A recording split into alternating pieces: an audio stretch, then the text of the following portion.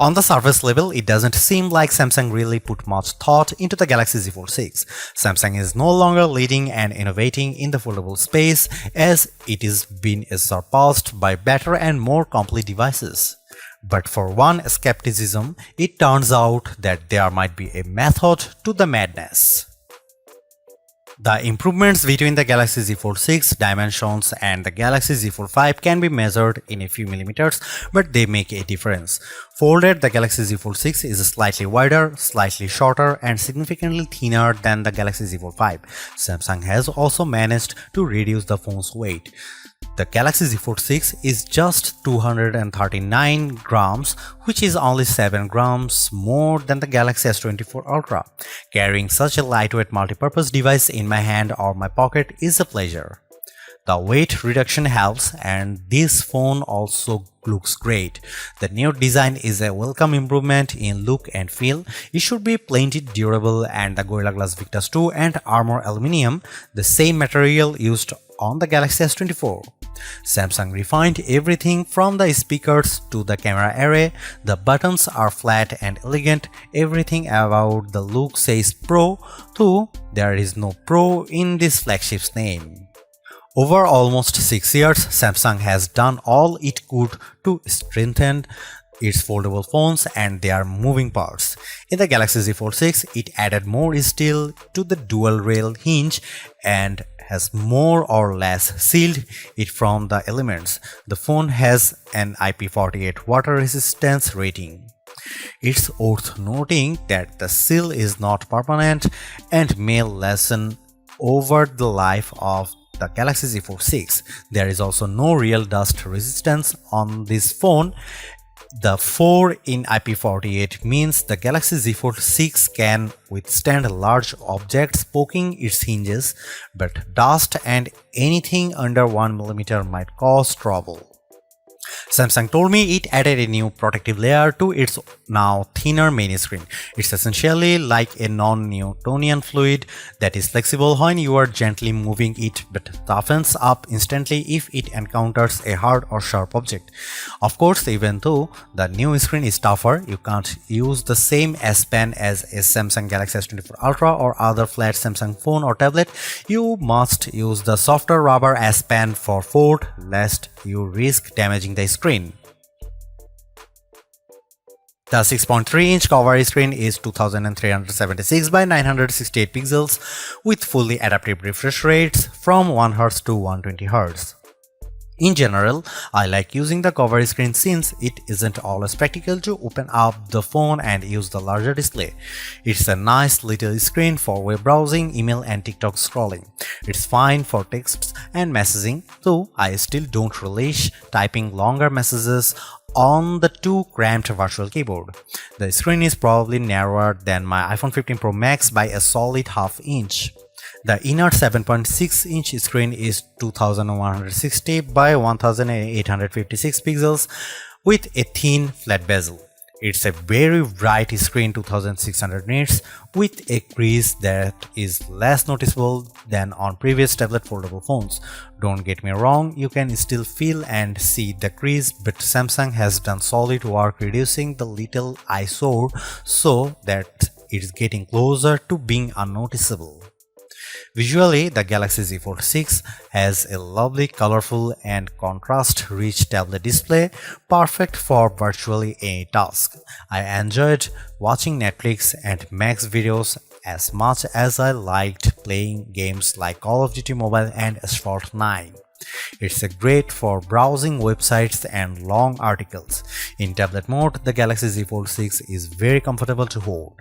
In flex mode, which is what Samsung calls it when you fold the screen 90 degrees and set the Galaxy Z Fold 6 on a flat surface, the display is useful for video watching and video calls, though I didn't like typing on it. As smartphones look more and more alike, so manufacturers differentiated their designs with unusual and sometimes ill-conceived camera arrays. If I were in charge, I'd aim for stability, or at least what Samsung has done with the Galaxy Z Fold 6, polish and professionalism.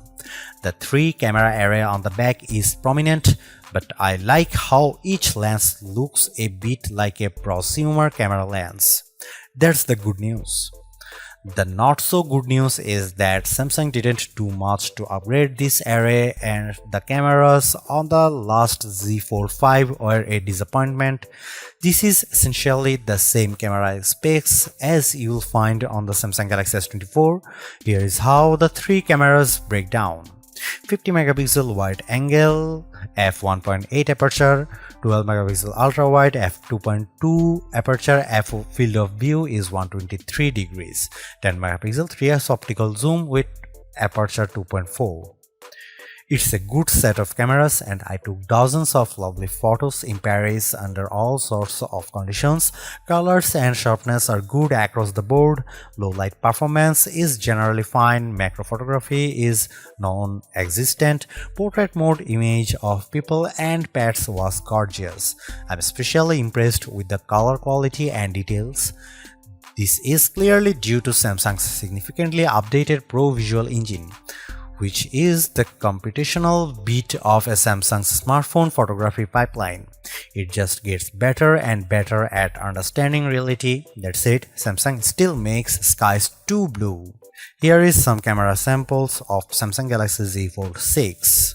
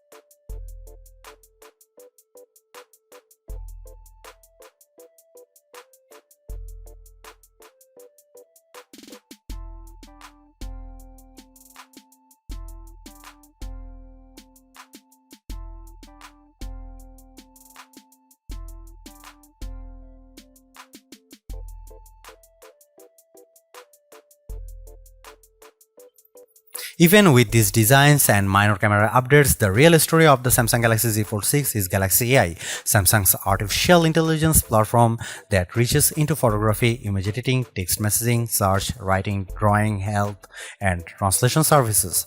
These powerful tools, which arrived more or less fully formed with the new foldable phone, are more than useful. They are often fun.